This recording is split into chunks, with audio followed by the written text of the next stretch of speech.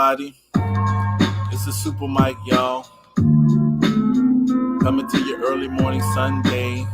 Wake up, say what you gotta say. Dropping the link. Later on, we're talking about code, what's on code. This concept is something that is required to understand. Otherwise, you won't be able to survive the next level.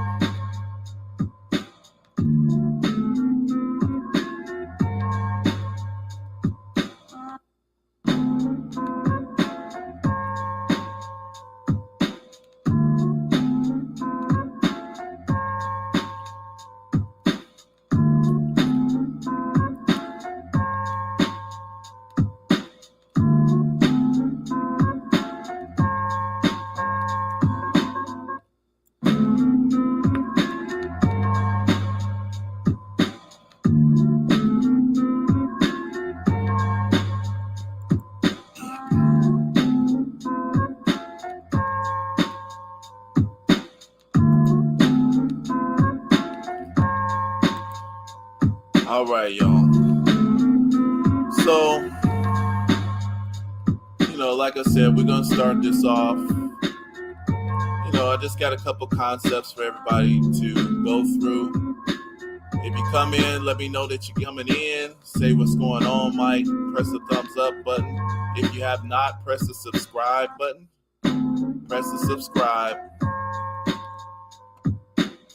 And we want to try to see if we can understand this concept.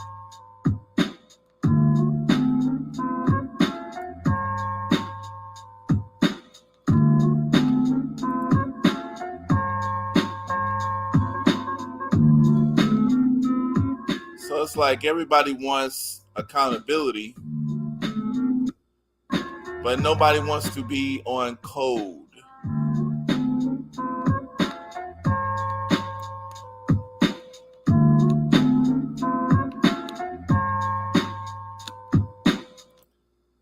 You can't have it both ways.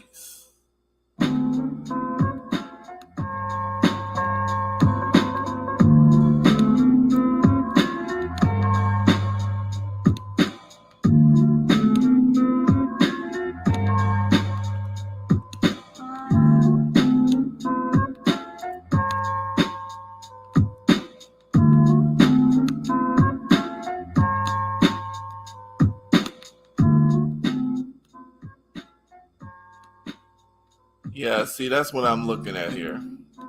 I'm listening to people. I had a nice little conversation with my sister Marianne. She inspired part of the show.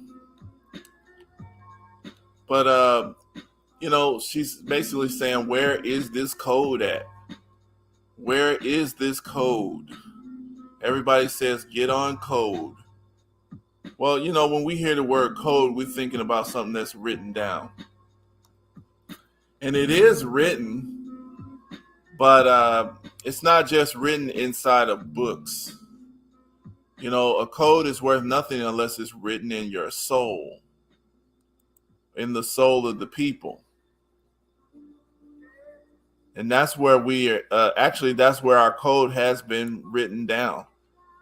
And it's the basic code. Now, we got different levels of this code. We got, a variety of understandings of this or that. But, and I'm just sharing it out, guys, a little bit. So just bear with me a little bit. I'm going to give a couple of examples. If somebody wants to come up, I'm going to drop this link. And we can get up and talk about it. First, hold on 1 second. I'm going to go ahead and I'm going to drop the link before I even see somebody. Just in case. Just in case y'all up. And it's a wonderful Sunday morning. We want y'all to have a good day. See, if you look at this picture that I got up, you see it's using pictures to show some behavior that's on code and some that's not on code. So first of all, we want to look at where is this code located. So we can look at all of our spiritual systems, which many people admit comes from African meiotic principles, but ancient principles: do unto others as you would have them do unto you. The proper way to treat people. And then we have more modern issues, like, for example, kill no one who God told you not to kill, don't lie, don't steal, don't cheat, no fornication. These are codes. Well, like, you might want to say, now these are codes, don't lie, don't steal, don't cheat. Those are located in Christianity, Islam, and what do you call this? I think they call it Hebrew or Judaism, they call it. So that's the code right there that covers billions of people. If you don't respect that and you don't want religious in your code, we got Neely Fuller's compensatory code book. We got the Message to the Black Man, the Honorable Elijah Muhammad. He put forth a code. And he wrote it, and he spent time. So when people put forth these codes, they spend years, decades, and centuries writing this code in the hearts of the people. And the fact that we can reference these codes and most people know what I'm talking about means that these codes we have been exposed to these codes. So we can't say that we don't know where this code is. So if I say Bible, Quran, Muslim, Christian, Judaism, you know that something about those codes. If I say Ma'at, there are laws of Ma'at. Maybe you don't know them, but there's some codes in there. If you do, and it deals with behavior, it deals with what you have not done. Moral code, okay? Morality. Of course, if I say Nation of Islam, you got code. Hebrew Israelite has code. We spend religious debates and spiritual debates are about code of conduct, right and wrong. If you don't like any of that, like I said, you got Marcus Garvey had a code. Neely Fuller has a compensatory code. Claude Anderson has a code. And it's really the same code. It's just that they kind of present it again. It's really the same. Much of it is the same. There's so much overlap in those codes that, we don't, because no one really practices the code perfectly. Most people will never practice it perfectly. Okay, Martin Luther King taught you. So we can't say we don't know this code. It's just proper behavior, proper treatment of your brother and sister. Doing unto others as you want them to do unto yourself. We have certain codes of economics.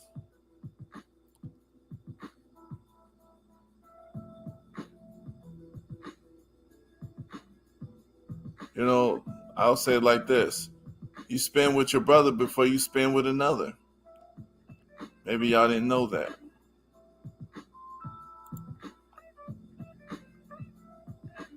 If your brother is around, if you have somebody to spend with your own people. That's a code. You can observe other groups. They teach their code, and you can see some of the good things in their codes. Pick it up, use it for yourself.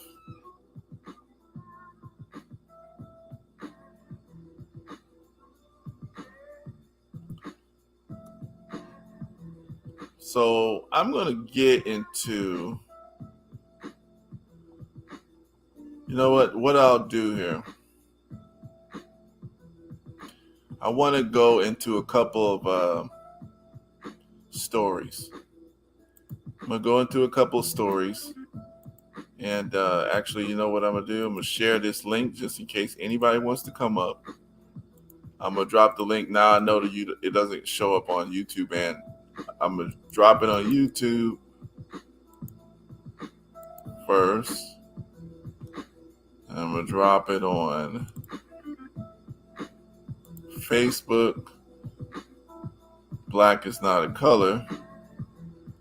Here's the link. So if you want to come up and talk on the panel, just come on up, hit the link, and we can actually have the conversation. And then I'll drop this. Hold on. Let's drop it on this channel too.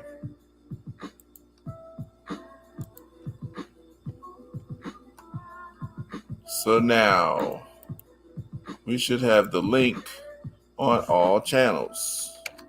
Bam. So I encourage y'all, come on up here, talk to me.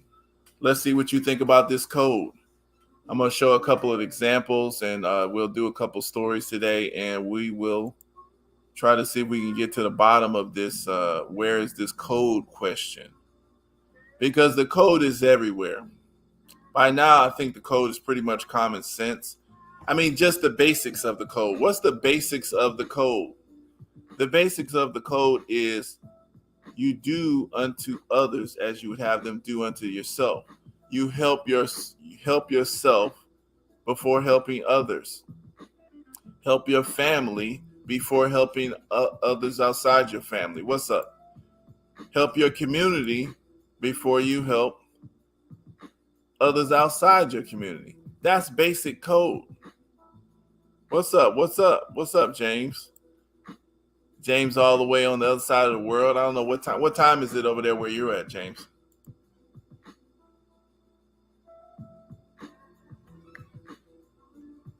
Yeah, what time is it? Yeah, I kind of made it. I pushed it back a little bit from what I was going to do, but it's good. 5 o'clock's pretty good. Here, it's 5 o'clock in the morning for us. So let's look at this here. I'm going to do this story. Actually, you know what? Let me take this down.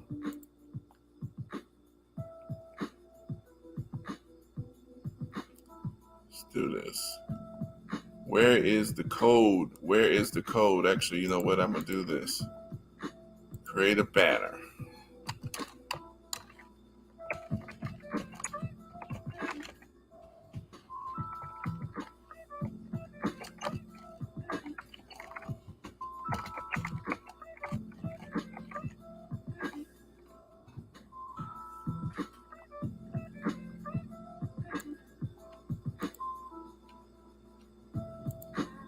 There it is.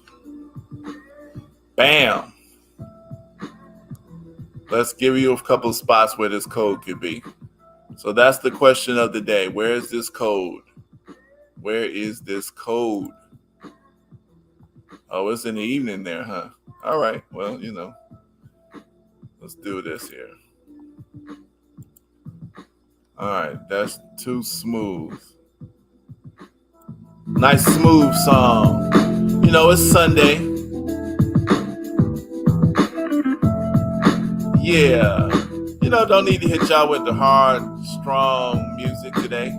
Just a nice little smooth vibe. Yeah. Just a little something like that. We're just going to kind of go through this little process. We're not trying to rush everybody, give everybody a heart attack. Let's see. So let's share the screen. Let me go through it. Sharing the screen, guys.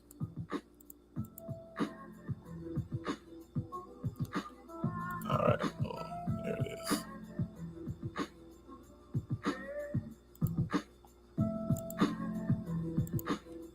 All right. Actually, you know what? Let's see. Do y'all remember this here situation?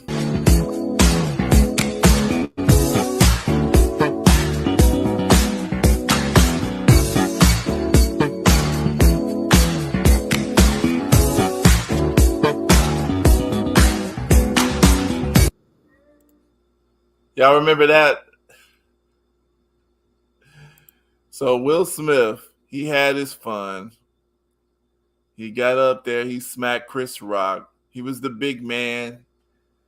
He was big and bad and bold. He stepped out of the box. He stepped off of the Oscars code. There you go. That's a code there. That's an example of a code. The Oscars. They just expect well behavior. They shouldn't have to put it in law and write it down. Don't walk up on our stage and smack people unless it's scripted. So Will was off code in that moment. Okay. So this is what code is, guys. Code is basically it's behavior protocol. It's a certain behavior that we don't have to write in a law book every time. We would rather, anytime somebody has to write every single law down, you got law books the size of from here stretching here to the moon and back. That means that nobody wants to actually control themselves, because you have to violate a law for people to even think of to write certain laws down. You know, if someone's got a law or a insurance that says, "Oh, you can't, you can't take insurance out on your loved ones and then kill them and then accept and then still get the insurance on purpose." You do I have to write that down? Okay, since that's what happens, let's write the law down. Okay, we want to stop crashing, right? So let's come up with a system. You know, red light. Okay, well that's a law that that's something that people are doing that by mistake. So in order to keep order, we do that. So yeah, I can see writing that down. Well, someone says, well, if you run the red light and you still crash, it's your fault. Right. Treat others the way you want to be treated. That is literally the basic code. And the thing is, though, it's been written down, but of course everybody's not going to respect it. But I think literally almost every culture knows basically that. Everybody knows that. But we still write it down. Of course, everybody's not going to respect it. But that is right there. That's where one of the codes are. Did you want someone to slap you, Will Smith, when you were presenting the Oscars to others? No, they don't respect the code. They respect their little click code. They've turned themselves into a little gang. Okay. And that's what they do. But, they have a code they respect. Yes, they do. They respect a code. See, they respect a code because they're trying to build something different. They're building something different. See, a code, when you organize people and human beings, you organize things. See, because look, it's like this. Here's the first law of the universe, basically. The first law of anything is motion. It's just energy. It's just random, just activity. Now, if I just have, let's say I have dirt. If I got dirt, but it's got all the elements and minerals and whatever is necessary to build a house, let's say it's inside of this dirt. Okay, it's in that dirt, but in order for me to build this house now, I have to get this dirt to behave a certain way. I have to organize this dirt, and this dirt has to behave as I want it to behave. All right, so if I build a sandcastle on the beach and it's still weak, it's gonna, the water's gonna wash it away, or the air is gonna just kind of blow it away over time. So I gotta put something on it to make it stay on code. I want it to stay in the shape that I put it in. Okay. So that's kind of, as an analogy for how random human beings are. We can build systems, let's say a justice system, like with cops, and these are random human beings. They're the same human beings. They have hearts and legs and arms and blood and everything. But we're going to train this human being to be a judge. We're going to train this human being to be a cop. We're going to train this one to be, excuse me, probation officer, whatever, or jailer or something. All right.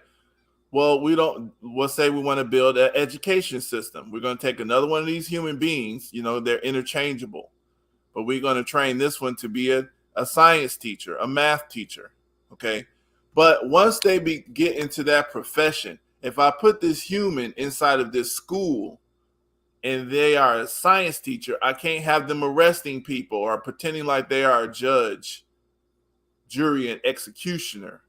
Okay, they can't pretend like they're a jailer. Okay, these are codes of conduct per, whatever the specifications or whatever the intent on the organized intention of the society is based on. Okay, so this is the code. If you're trying to build something special, a special community has a special code. If I go into, let's say, what do you call these people? Pakistanis. Okay. I'm not sure, but I think the Pakistanis had some issue with the, what is this? The some of the Eastern Indian communities or whatever, because there was something going on with them and Gandhi. I know Gandhi was trying to squash some of the beef between these people, but whatever. But let's say if I go into this community and then I just start acting off code, disrespecting them, teaching their children things about themselves, maybe that from my perspective, let's say I didn't approve of this or didn't approve of that, they're not going to appreciate that. That is off code because it's not consistent with the design of that community, that the majority in that community want to pull themselves into a position of power. It undermines them. So this is where the code is, okay? You got a community that is striving to build power within itself, okay? And when you begin to undermine the overwhelming majority of this particular community's intention for itself, that is off their code. So if I go to Britain, and it's like, well, when you're here, this is how you are to behave while you're in Britain. As long as you behave such and such way, you will have a home here and you will be fine. If you do this, Brittany Griner, let's say you go to Russia, we don't allow drugs here. Don't bring your marijuana here. I don't care about Russia. I'll do what I want to do. I do what I want. I do what I want. Okay. Oh, look at this. We found contraband. Okay. See, you countered their ban. So you countered their ban with your decision. So they decide to punish you because they want to punish and they want to tell everybody, hey, this is something that we're not going to allow. Our community doesn't allow it. There you go. On code, off code is pretty easy to understand. Now, a lot of people say they want accountability, but they don't want to respect the code. Now, if your code is something that you seriously don't agree with, then, you decide what community you want to build. And that's good because we got, in an overall community, we also have sub-communities within that. And that's fine too. But, that's what we're really pretty much dealing with. So let me look at here. Now Will Smith, he went up there, smacked this dude. Now, Will Smith has decided to come over here. He decides to apologize. Let's see.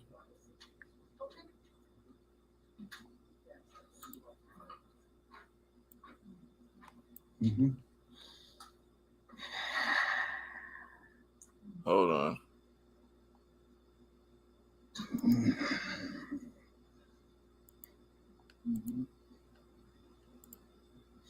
Why didn't you apologize to Chris in your acceptance speech? I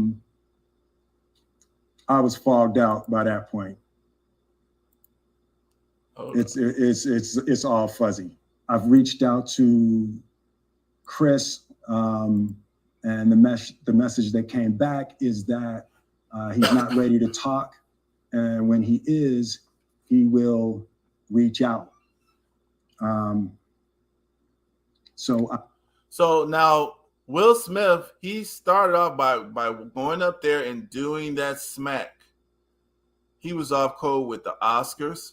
He was off code with Black America, actually, because you don't go up there and smack every. That actually embarrassed, because Black America, we have an image. We don't we were relying on Will Smith to have, he was like one of our good guys. Like, we're not all drug addicts and hood pimps, and so Will Smith and Chris Rock, those were one of our guys. Those were two of our guys that was like, yeah, we're good people too. We have our bad elements, but here we go. We got Will Smith and we got Chris Rock. Chris Rock, even though he got smacked, he stayed on code. Chris Rock did stay on code, and he came out morally on top. He came morally on top. He suffered. He had to suffer a smack. He suffered the embarrassment. No, this is kind of important.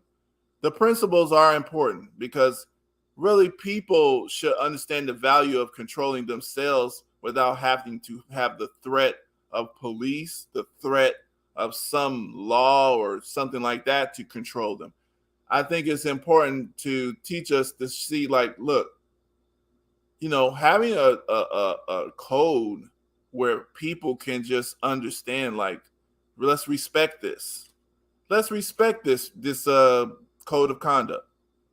Especially if you agree to respect this code of conduct. Okay, we're Oscar people, we're actors, we're colleagues. Okay, we work together. We have an issue. This is how we handle our issue. We handle it according to a certain code.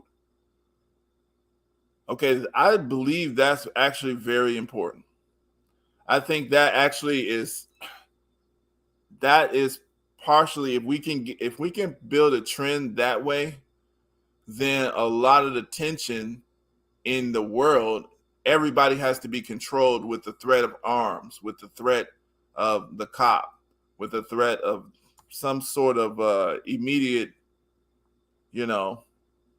Well, the thing is, that's because right now they don't respect code. See, that nobody's respecting a code. Nobody wants to be held accountable. That's the reason why this is important. And that's exactly why I believe that this stuff is important. Of course, nothing's going to change with my little conversation at this very single moment. But the idea of a code and respecting that code, politicians, when you have a community, that begins to respect code at home, if its leadership does not respect the code around the world, then the home, just exposing them, they will get punished. Remember back in the day, Richard Nixon had to retire because he got off code internationally. Yeah, they do abide by a code. They abide by the code of whatever the people allow them to do, whatever they can get away with. If there was no code, there would not need to be any secret organization. Nobody would have to carry secrets because they would just do what they want to do when they want to do it. So, but they have to have a secret because if they expose everything they're doing, then they're going to have a penalty. Yeah. Yeah, that's what they had to do. It was pretty nice. The war criminal had to retire. But that's what they get to do. They had to get impeached. But yeah, I think keeping a certain code, respecting, having some respect, having some a certain you know certain code of operation, a certain moral code, is something that we should not look down on. So I'm gonna let him finish talking. I will say to you, Chris, I apologize to you. My behavior was unacceptable, and I'm here whenever you're ready to talk. I want to apologize to Chris's mother. I saw an interview that Chris's mother did, and that was one of the things about that moment. I just didn't realize, and I wasn't thinking, but how many people got hurt in that moment. So I want to apologize to Chris's mother. I want to apologize to Chris's family, specifically Tony Rock. We had a great relationship. Tony Rock was my man. And this is probably irreparable. I spent the last 3 months replaying and understanding the nuances and the complexities of what happened in that moment.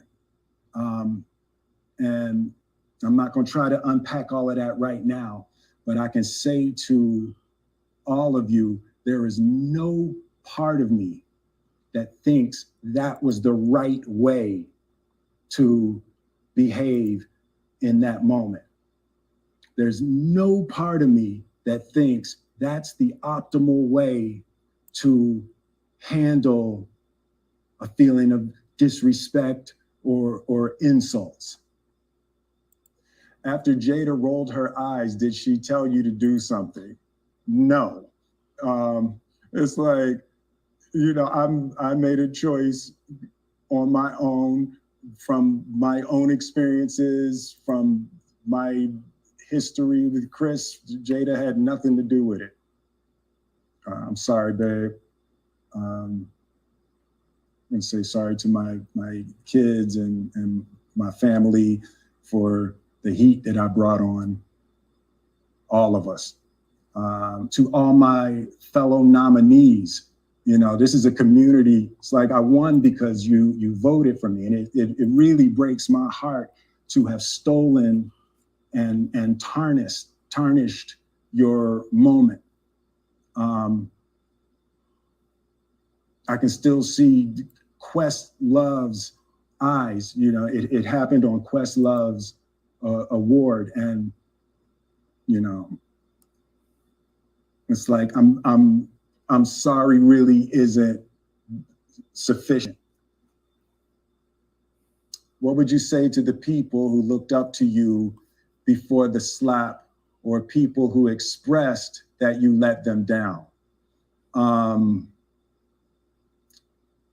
So there's two things. One, disappointing people is my central trauma. I hate when I let people down. So it hurts. It hurts me psychologically and emotionally to know I didn't live up to people's image and impression of me. And the work I'm trying to do is I am deeply remorseful, and I'm trying to be remorseful without being ashamed of myself, right? I'm human. and I made a mistake, and I'm trying not to think of myself as a piece of shit. So I would say to those people. So, they say he's laughing. And, this is what I tell people here. It doesn't, it's like, look, regardless of where he means it, or whether he's just doing an A performance acting job here, some power.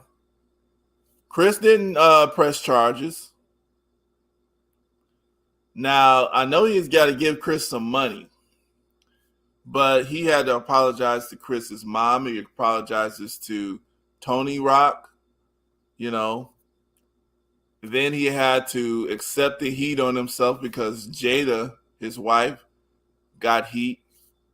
I'm noticing that he's got his son's water company right there.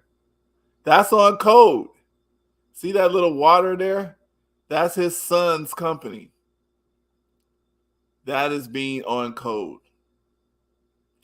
And what he's doing, you know, he was off code, but now he's making amends. This is how you do it. He'll be fine. Yeah, because Martin Lawrence, they got movies going on. It's met, a code. A code allows trust, allows, friendships to occur. When people have their natural differences, it allows people to settle those differences in a certain way. For example, you may see a gang, right? Let's say two members of the same gang, they're arguing. They're about to fight. Okay, so the whole gang's not going to jump in. What's going to happen? Everybody's going to get in a circle. Yeah, he didn't tie his shoelaces. That is image. That is his Fresh Prince image look. That's his B-boy style. His whole dress, straight hat, all of that is all, everything is choreographed, put together, neat, certain way for maximum effect. They need to get this guy's image cleaned back up. He could still hate Chris, but get your ass out there, put them damn shoes on, tuck that shirt in, put that hat on straight, don't turn it backwards. Because really he's supposed to have. So the untied shoes is just saying I still got a little homeboy in me, but my hat is not turned backwards like it should be usually. It's turned forward. I'm an adult now. I've matured. Okay. He don't got a t-shirt on with some sort of sign on it or print or whatever. He's got a golf shirt. All of this is but he still got a little homeboy in him, so he didn't tie his shoes. Yeah, it's not his style. And then what else is tripping is those pants. I don't know too many men that have I don't know, have little grips on the bottom of their pants. I don't wear pants like that, so I don't know. Maybe y'all wear that? I don't wear that. I don't know no man. I don't know nobody who wear that. Who wear like pants? That's ladies' pants to me. I don't know. Maybe not. I don't know. Point is, he's getting back on code. He's getting back on code. And Tiger Woods had to do this too. See, Tiger Woods is another guy. He had that squeaky clean look. He cheated on his wife, had all of those hookers, got drunk, He showed you that he was human. How dare he? How dare he show you that he was a normal human being who has the ability to get angry, who has the ability to mess up. And I think that's the problem with the people. The people reward liars. The people haven't been taught to see cheating. This is how this is the reason why the countries have a CIA. This is the reason why they have all of this nefarious intelligence, because these countries are ran by people, human beings. And if, like I said, if the public isn't trained on handling actual truth, allowing people to accept whatever punishment they're supposed to get, and then they're done with their punishment, life moves on. But no, you want to punish people forever. You want to go on to other areas of their business unrelated to the offense. Okay, and then you want to try to mess that up as some sort of revenge. It's insane, the persecution that goes on because a person is human and they say they make a mistake. Let's say somebody gets caught smoking drugs or something. I don't know. Let's say like the president's son or something. I don't know. We'll see. Somebody could get caught smoking drugs. Maybe they don't get punished.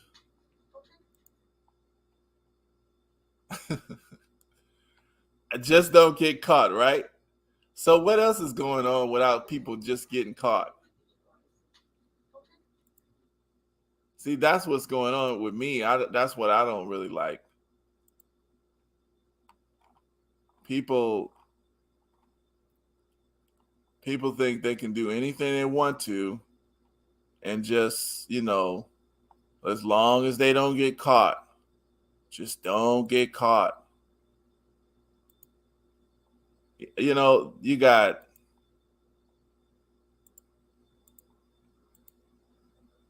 it's just people. What's wrong with people? What's going on? Is that? That looks. What the heck? Oh, I'm trying to stop this. 07. Sounds like. Is that a Biden? What the? Sorry, guys. Hold on. Sorry, I'm trying to stop this. Okay. There you go. Y'all don't need to see that. That's high level hiding. Joe Biden, that upstanding citizen, that upstanding American citizen, Joe Biden, his son is beyond reproach, something that we don't have the right to analyze. We get to rake Will Smith over the coals, but is that Joe? Oh my God. Okay. We get to rake Will Smith over the coals, but when the president's son or his family members get caught being off code, what price are they going to pay? Okay, so that's what we're working on now. The people have to make it so that you can charge your leadership with a price if they're off code. But the problem is, if the people usually aren't good at gathering good information. So if you have to wait till the people punish you, then a lot of good people are going to get punished in the process. Because the people don't care. Yeah, I know Hunter Biden is not Will Smith. Hunter Biden is the son of a president. He goes on negotiation missions for his father. Hunter Biden goes to negotiate with international contacts and make deals in places like the Ukraine. He's trusted with national security secrets. Yeah. So that's the kind of, he's not Will Smith though. I guess Will Smith supposedly somehow have a higher moral standard than the president's son. Yeah, interesting. A higher moral standard for a Hollywood actor and a rapper. But that's the world we live in. That is the world. And that is the code that we accept. So, you know, if we want to build something better, we gotta hold people accountable to the code. Yeah, Zelensky snorting the same stuff. That Hunter, that's interesting. Maybe they made deals over dust. Deals over dust. Maybe that's how they do it in international business deals. Maybe it's just a big gang. Maybe that's the reason why the world is going crazy because they're not on code.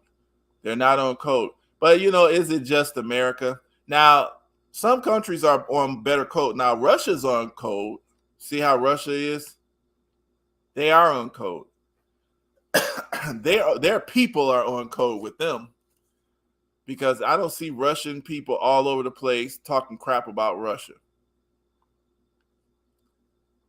I don't see it. And maybe if they did, they probably, I don't know, Russia probably send a missile and blow their house up or something. I don't know.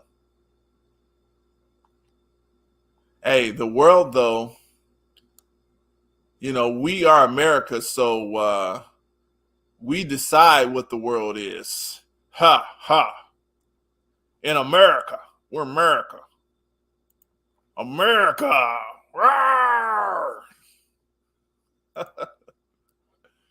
Yeah, this is America. We decide. Hey, and the thing is, if you're just like President George Bush said, an American president from Texas, you're either with us or you're against us. That's how it is. You're either with us or you're against us. So that's how it's going to be. That's the code. That's the international policy. It's what the Americans say. Yeah, but like I said, I don't want to go on too long. I guess we've been up for about 48 minutes. I want to go through this one too. This is another little story that I did something on. It's an update actually. So I'll go through this here. This I have more stuff with that Hunter Biden. Joe Biden's son. He had one son that supposedly was good, was in the military or whatever. And I guess that son died and took all the goodness. He took all the good stuff, the good genes with him. And Joe Biden got left with this crazy daughter who wrote, let's see.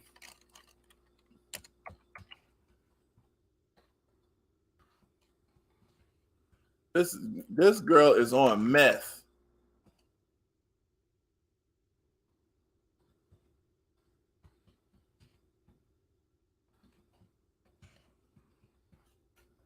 And she's talking about, let's see. I don't know. Let's look at this here. Let me try to get a reputable source.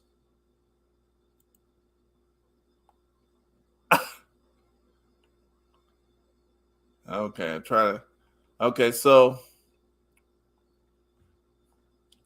here's another Biden thing. So we'll get into this here. I'll get into this a little bit.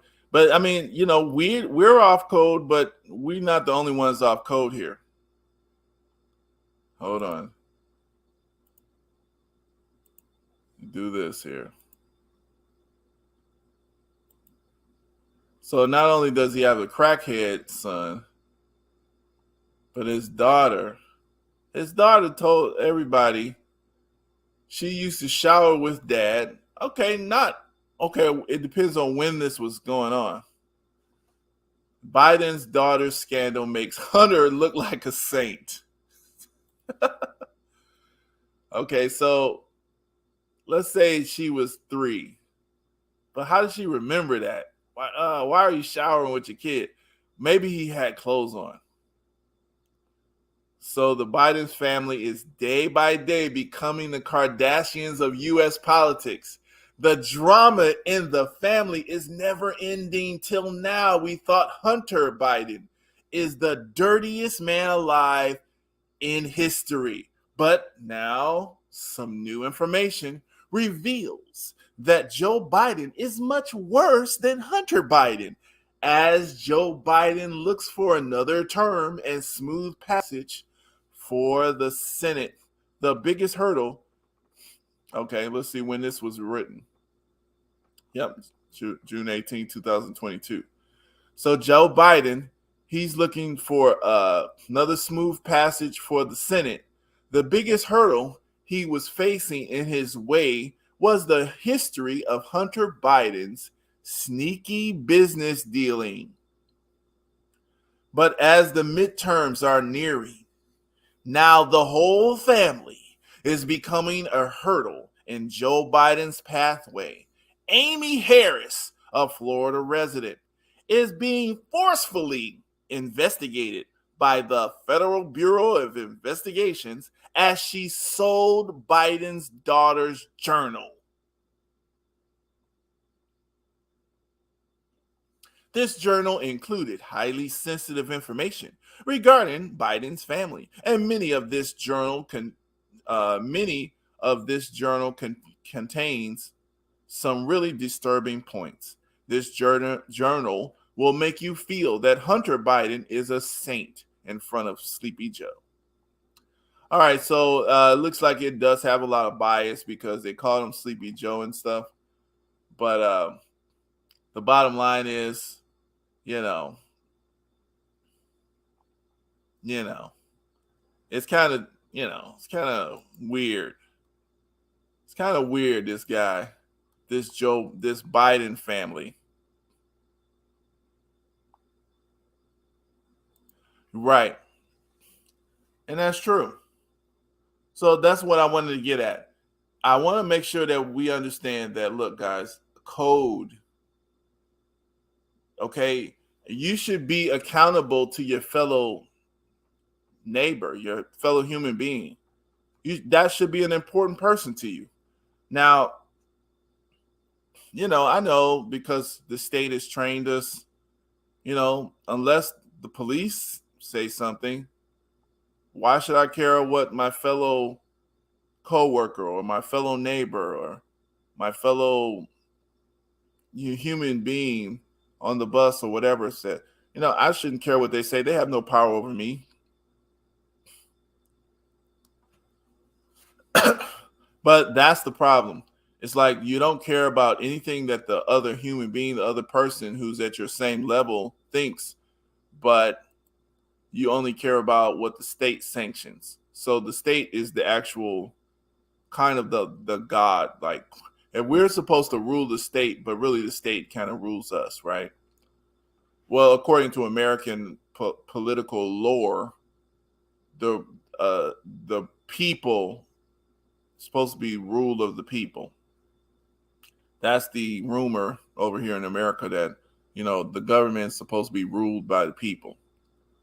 But yeah, we got freedom of speech, kind of. Yeah, for the most part we do. But you could be censored, and they can come up with something like you can't rap. Like you can rap if you rap certain lyrics, they could try to put you in jail for rap lyrics. Yep. So I guess you have freedom of speech, but you just got to, you know, understand that you could be put in jail for certain lyrics in your raps. So, which sometimes I don't have a problem with that. Because if you're spewing out certain stuff, maybe you should be put in jail over the airwaves. So anyway, but I want to go through this other point with this uncode thing. Okay, actually, you know what? Too, I want to do this story. A while back, we had a story about this guy, look, Ethan Lemming, over there in Ohio. So actually, let's see here. All right. Actually, you know what? No, wrong. Wrong one. Hold on. I'll get it, guys. Doing StreamYards. I'm all over the place. It's here. Ethan Lemming. There it is. So in Ohio, a while back, I'm just doing all these stories because I'm working more and I can't do them all anyway. And also, if in case anybody wants to come up, the link is up there. So just remember that. Ethan Lemming death. This guy, he lived in Akron, Ohio. He and three other friends of his, this guy, they drove over across town to some, this guy. So he and three other of his friends, they had these little guns that had these little water pellets, but they sound pretty real. And they had little pellets, and they put the pellets in the freezer, made ice out of them, and they drove into other neighborhoods and shot just random kids on the basketball courts or in the neighborhood. So they went by LeBron James's school over there in Akron, Ohio, and they ran up on some guys who were playing basketball. They shot them with these pellet guns. These guys turned around, took the gun, beat the crap out of this kid, killed him, right?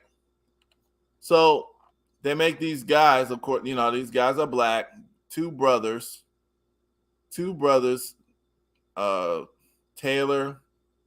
and then one of them is the cousin.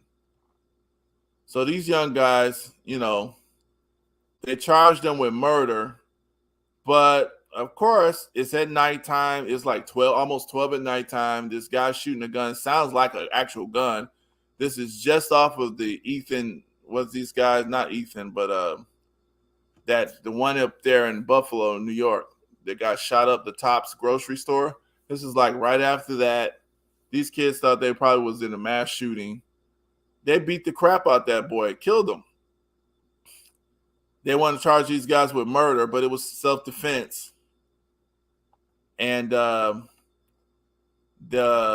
Fox News is mad because they didn't get charged with the original murder. But I'm saying they got charged with some felonies, which I don't agree with that.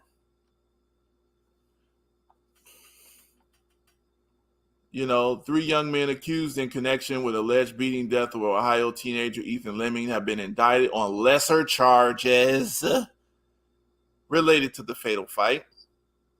A grand jury in Summit County, Ohio, indicted brothers Deshaun Tyler Stafford, age 20 and 19 respectively, and their 20-year-old cousin Donovan Jones in connection with the early June incident fight. That was quick too. That was allegedly started over the use of a water bead gun. Court papers from earlier this week show the grand jury indicted Deshaun Stafford on 2 counts of involuntary manslaughter. So they admit that none of them intended on killing this kid, but he died. Also, this kid ran up on them with a gun. The same type of gun Ohio cop killed somebody with because the kid had that gun. I think it was in New York. So, I mean, like you said, these cops are off code. The law is off code. They'll let somebody go after they stabbed a guy in New York, and they say that was self-defense. Okay, you just carry random knives and just stab to death customers because they shout at you or get mad at you. Yeah, they probably were not acting correctly, but stab them to death? Wow. They wasn't even armed. You stab them to death? Wow. And that's what the law says is okay. And then the mayor comes out to this place, Jose. The mayor comes out and congratulates the store owner for stabbing a guy to death. The guy wasn't trying to rob the store. It was an argument, which happens a lot in New York. So And so that mayor was off code because it was a black man who got killed and just so happened to be a black mayor. That's off code. Even if the law let this guy go, you're gonna go there and celebrate this guy for stabbing a guy to death over an argument? Yeah, that's what they do here. That's the reason why the whole situation is peeling apart. And that's the reason why it affects the entire world, because guess what? You know, America is a big player in the world, but not for long. It's on the decline. All right. And so I got those two stories out. Ethan Lemming. Yeah. Yeah. They gave a racial. See, and I had to pull that up because I mentioned it. So I'm going to pull this story up from New York because it is important, because this is disgusting, actually, in me.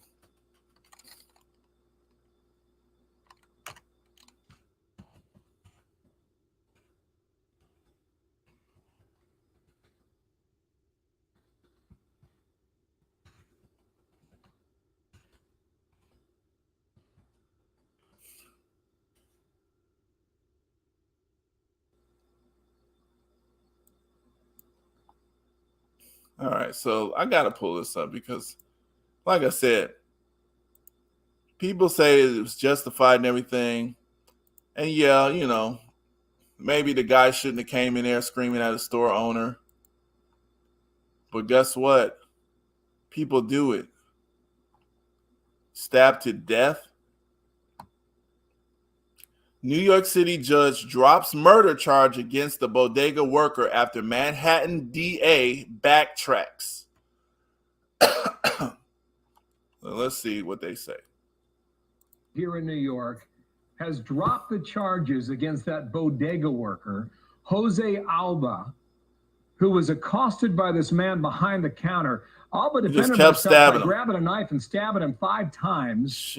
The assailant died. Alba was sent to Rikers prison and charged with second-degree murder. And his bail was set at $500,000. Initially, it was later reduced. But anyway, been a lot of pressure on the DA to drop this case out of self-defense, and apparently it just happened. Well, and the charges, first of all, the charges never should have been brought in the first place. His wounds became infected once he was sent to Rikers. I'm glad for this outcome for him. I think it's good for the bodega worker. You see this? Even on the news, they're justifying stuff. These are supposed to be news people. But this is Fox, so they take positions. She says the charges never should have been brought in the first place. So I'm just saying, this is off code. So in America, so here we go. The guy don't have a weapon. Now he comes in there. They get into an argument. The guy just kept stabbing him, just stabbing him. Killed him, stabbed him, killed him, 5 times, stabbed him. He died.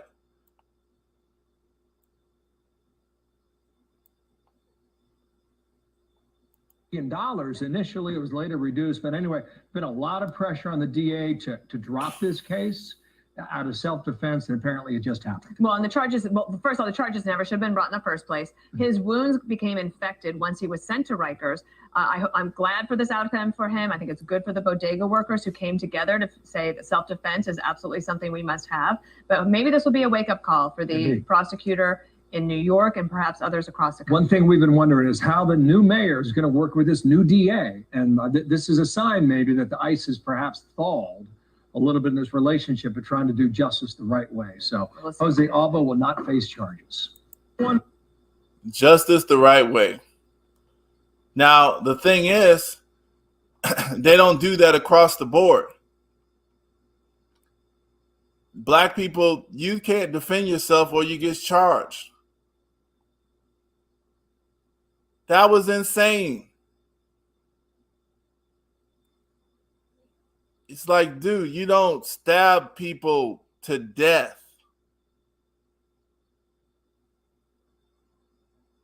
Okay, I mean, that's what they want to promote. But then you have Ethan Lemming.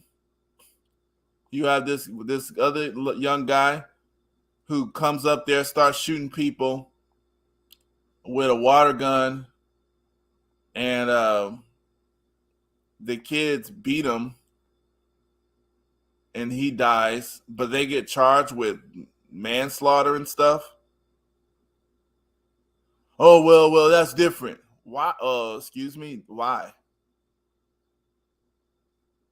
You know, that, like I said, this is what we got dealing with. This is why you're going to see more protests. You're going to see more violence, because the silly chick on Fox News says maybe this is a lesson. That was not justified. That's not how the law is handled. If you want the law to be handled on the streets like Wild West, then what do we need cops for? We don't need them. We don't need a civil. We don't need a justice department. Then we don't need civilized methods of dispensing justice. If the guy was assaulting people, yeah, what's up, bro? And like I said, guys, peace. And like I said, guys, y'all can come up if y'all want to talk. We're talking about where's this code is at. And the link is up there if you would like to comment or talk. So I'm just going through a few stories. And if anybody wants to come up before I end it, y'all can come up and just, touch on whatever. But the point I'm making with that bodega thing, look, if this is how they want justice to happen on the streets like some wild west, there you go. That's the kind of decisions they're invalidating themselves as police officers, as a justice system. In one instance, you want to put people in jail for you put people in jail for defending themselves. They're playing a game all by themselves, and then some guy comes up here, starts shooting a water gun at them. You catch them, you put them in jail, and you make it seem like they're lucky not to get first-degree murder charges after they defended themselves. They show a picture, and this is Fox News, the same Fox News, the same crappy news organization, propaganda organization, the same propaganda organization who reported on the New York murder of that brother. These guys, the three suspects, declined to testify before the grand jury. They make them look like nuts. They just put captured. And they put a picture of this guy as he's just he's playing football when he's the guy with the gun assaulting them. This guy comes up to them, assaulting them with a gun. They were on a playground playing, but they look like the criminals. And then in the same breath, on the same news organization, you got that other crap. They justified that black people should be killed in a store just because they have an argument with a store owner or whatever. This is what they got going on. And this is the reason why you're not going to have too much peace in America. Therefore, you're not going to have too much peace in the world. It looks like it's going to get a little worse. And I just want to show, like I said, for people wondering where the code is, you can go back earlier. I'm going to end it off pretty soon. But like I said, I want to play a couple of clips just to tell everybody, where do we get this thing called code from?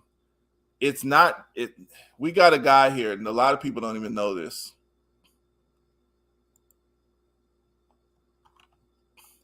This brother named Moses Dixon. Before slavery was outlawed, before the Civil War, we had organizations that was talking about a code of conduct. You can't do anything without a code of conduct. And that's what was going on there. So, code of conduct. You got Elijah Muhammad. He gave you a message to the black man.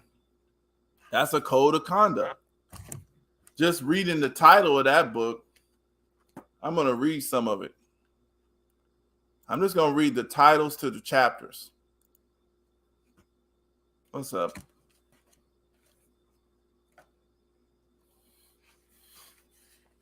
So I'm going to read a couple titles. It says, he's just giving you some information. First, love yourself. That's part of a code. Understand self. That's a title part of his book here. Y'all can't see it. Help self before helping others. This is a code. Do for self before doing for others. Get knowledge of self, knowledge of yourself. If the civilized man fails to perform his duty, what must be done? Accept your own. We must teach our own. That's a code. So we got code everywhere.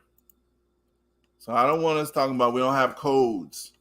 Even if we go into Bibles, Qurans, those things have codes.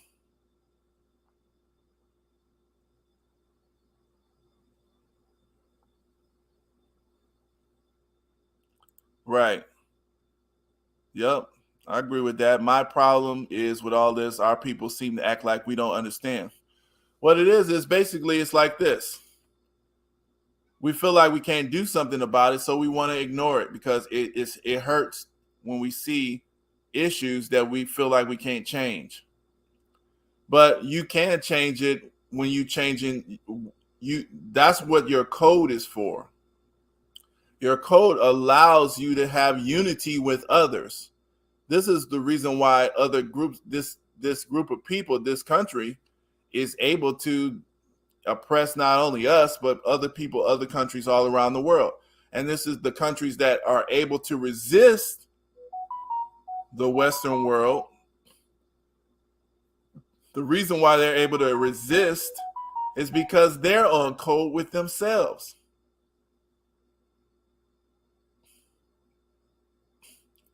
You see? Right. And yeah, exactly. I'm definitely with that. We separate from the system, but during this separation process, I'm gonna play this here. Listen to this.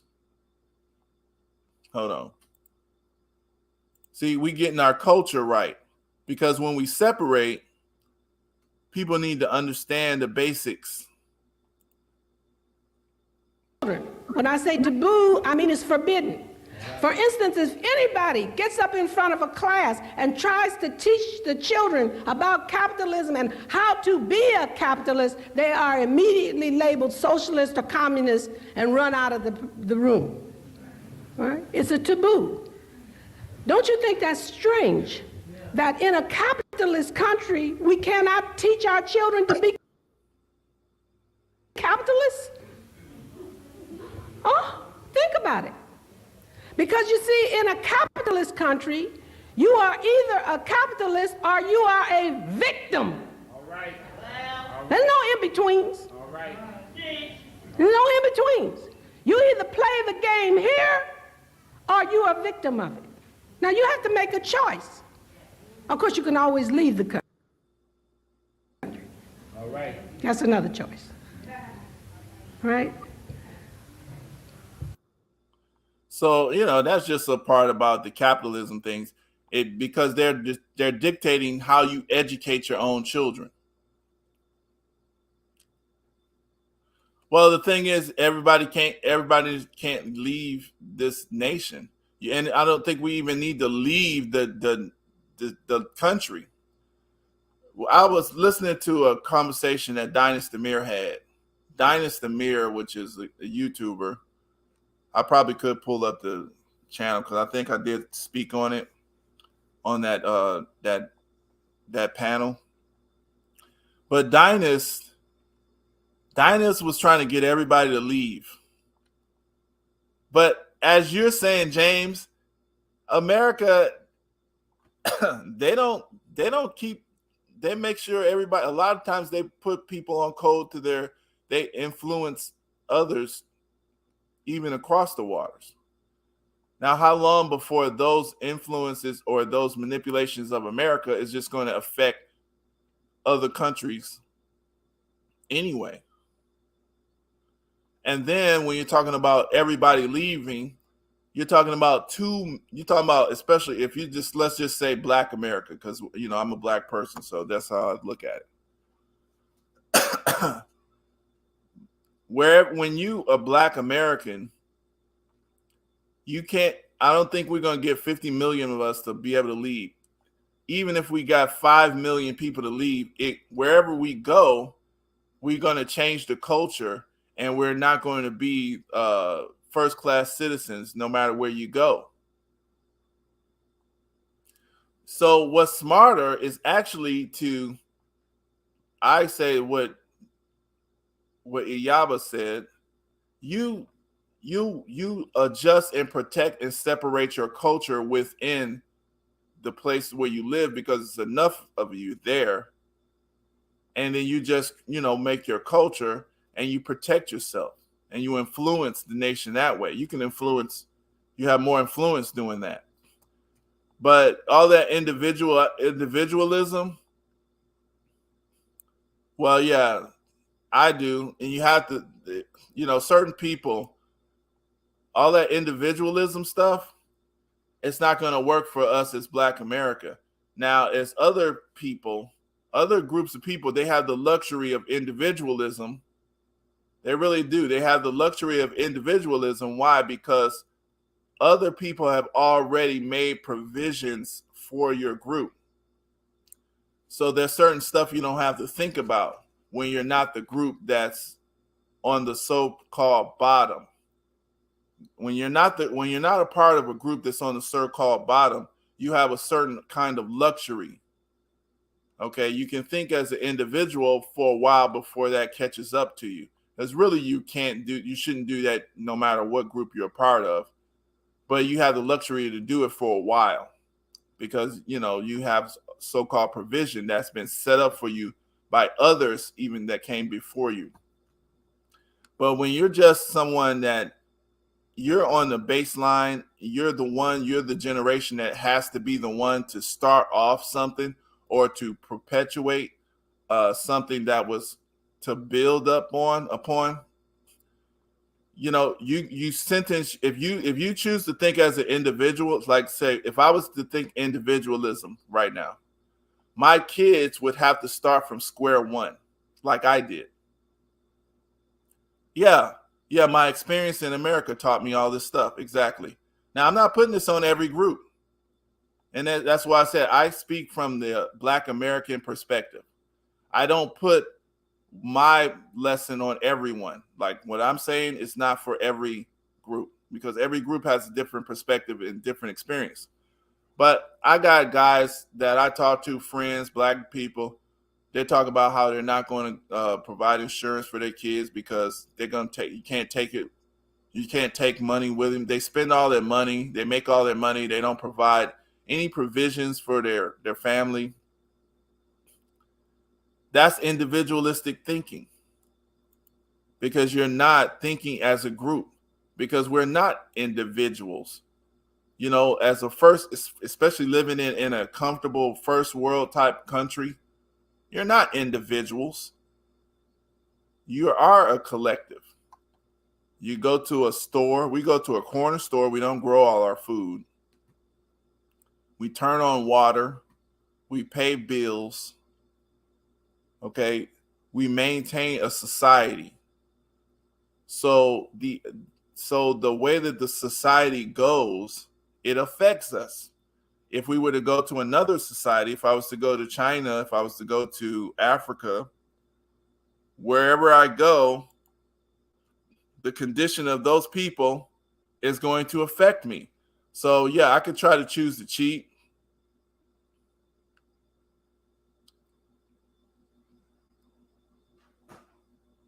Yeah.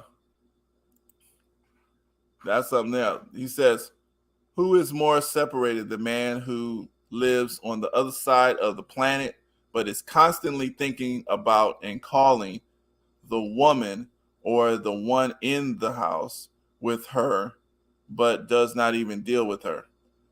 Now that's something to think about.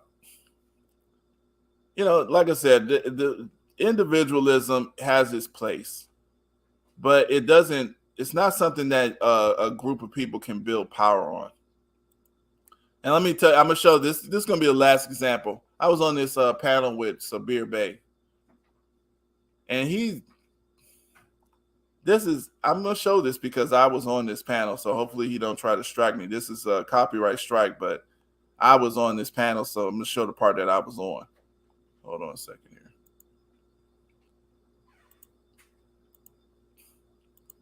Hold on. Let's see. All right, so that's Sabir Bey. Sabir Bey is a Moorish American. He's a Moorish American. He's taught from Morocco, Moor Science Temple. He doesn't like black. You can't call yourself black. Black is a noun. He goes into that. All right, so I don't agree with him. So, you know, I asked him a couple questions here. So I was in the chat, chatting it up at first, and then I got on. All right, so hold on a second. Now to the whole world, boy. Dun. Could call yourself Asiatics. All right, here it is.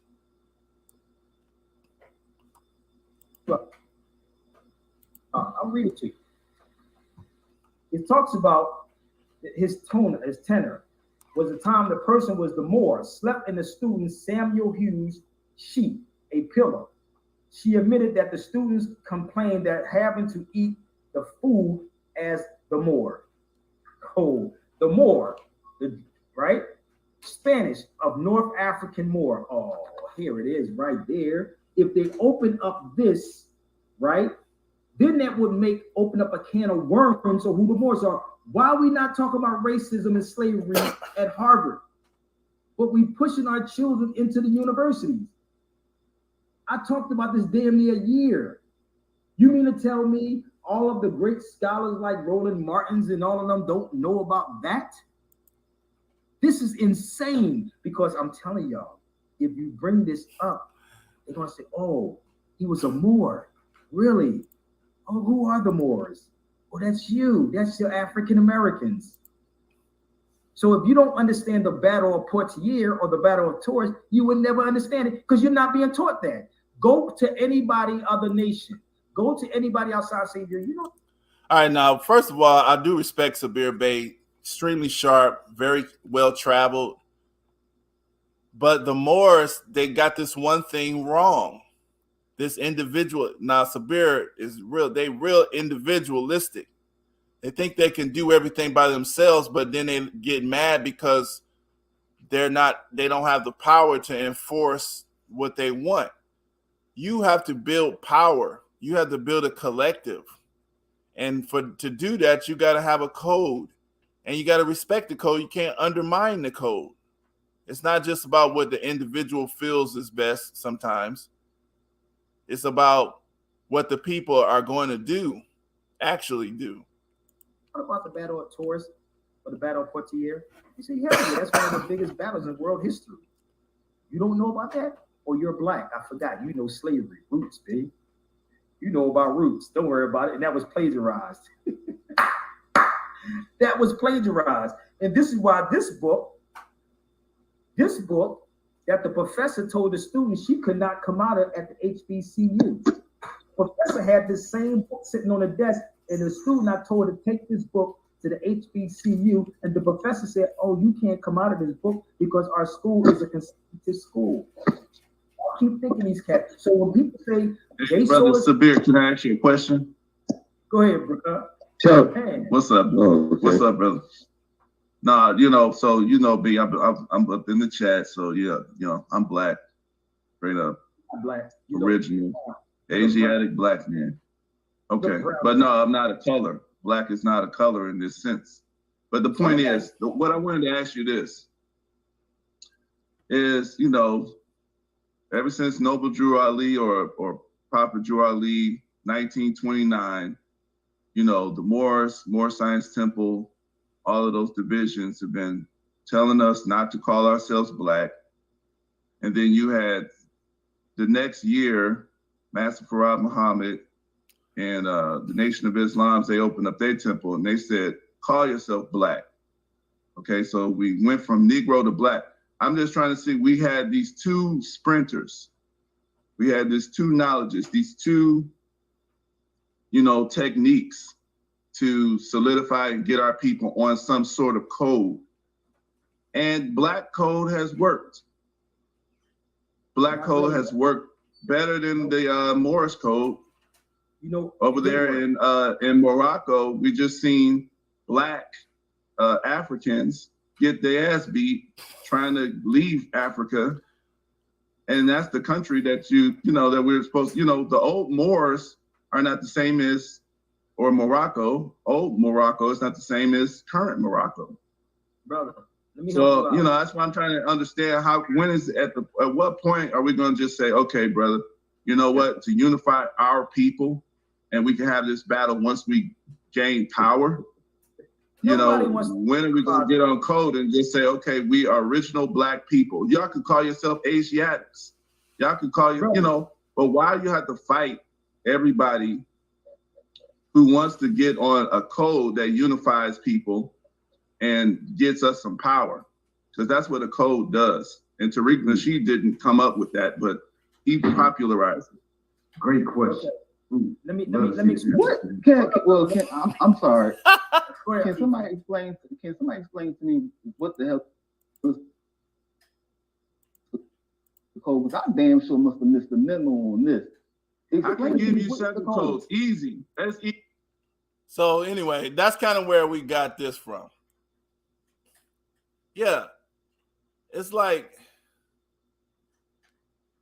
y'all, they've been arguing about this stuff for 100 years now. This stuff been happening. We've been literally, our community in America, we don't have to go overseas and check ancient Africa no more and check ancient Morocco and all that stuff. The Black Americans have been arguing at least this point and several other points, but we've been arguing about this stuff for at least 100 years straight. We got every year of details documented. And now we're in Noble Drew Ali and Marcus Garvey and them was coming out in like 1915 and 1920s. And then the Nation of Islam came out in 1930. And, so it was like, okay, we black. Black wins. Nobody wants to be a Moor. And when you got people who want to undermine everybody who wants to do something,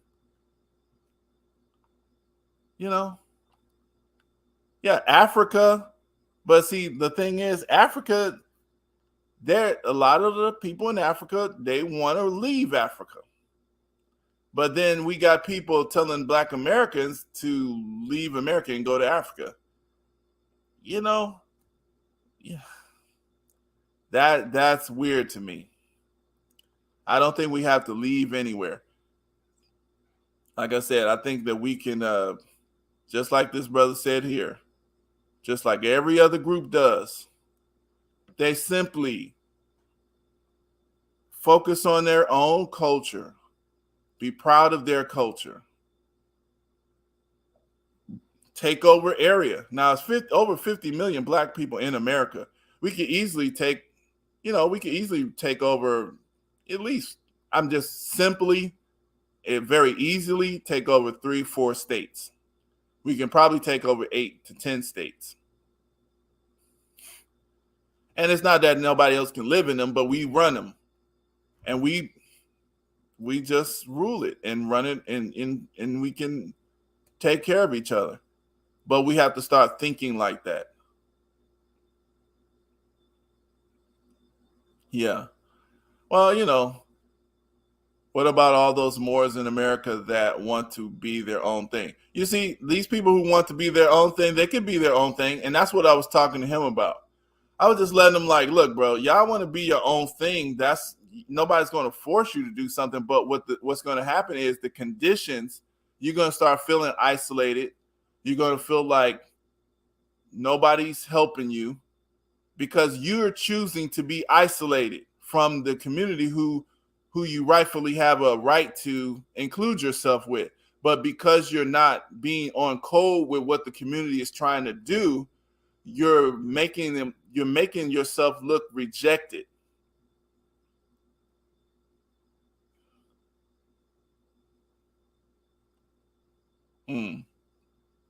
Yeah, that's what happens. Y'all, when people increase their individualism stuff, then they actually making themselves a rejected person. And then they feel disappointed and like somebody's abandoning them and traitor. Oh, the community hates me and all that silly stuff. But it's them. They're undermining. And I thought I said that was going to be the last example, but I'll put this one more example that then I'm gonna jump off of here. This right here. I don't know if y'all keep up with the Fly Nubian Queen and you got this Queen Amadaya. Okay, let's look at this here. And Vicky Dillard, and they can't stand each other or whatever. Let me see something. All right, so they got this little stupid hashtag called Buy Wigs, talking about Vicky Dillard, which is not hurting her, but it's hurting them. For some reason, they wanted to diss Tariq Nasheed. First, they was dissing Vicky Dillard. All right, so this chick, she don't like Vicky, so whatever. But they start going through all sorts of, first they was just beating up on Vicky. Every chance they can, they try to come up against her now. But then because Tariq Nasheed respects Vicky, because other people respect Vicky, now they want to attack. They want to attack Tariq Nasheed. They want to attack everybody else. That's off code. Well, I mean, it was off code to attack Vicky for this long, because at first it was people just thought it was like a little personal thing, but now you want to try to undermine the whole situation right before they have this rally. They're having a rally in Washington D.C. So it looks real. It looks like this is set up agent stuff. And that's how you can tell when you have a code of conduct. You can also tell who's off code, who is an enemy. So, that's kind of what I wanted to get at too. A code allows you to identify enemies who comes into your midst to try to undermine everything you do. Well, yeah, that's pretty much it. What y'all got going on? You're saying Wu in America, first German village in Pennsylvania. Oh, yeah. Oh, yeah. You got a lot of family in Germany. James does, right? What does Pfaffiknugen mean? Pfaffiknugen. What's Pfaffiknugen? James, you ain't no real German if you can't say what Pfaffiknugen means.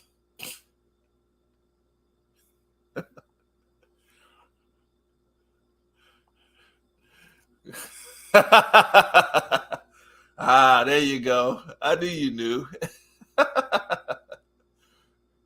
Joy of driving. Pfaffiknugen.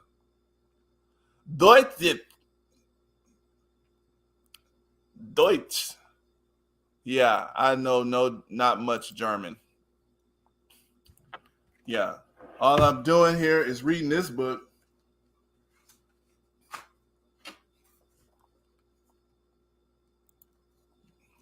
Let me see. This book here, should probably get it. It was showing how the American allies, they were getting up all of those German Nazi criminals and companies who baked all the Jewish folks, getting them all, saving all those good German Nazis so they can build us a bomb and, you know, help us keep up the oppression over here. So yeah, that's a good book to check out.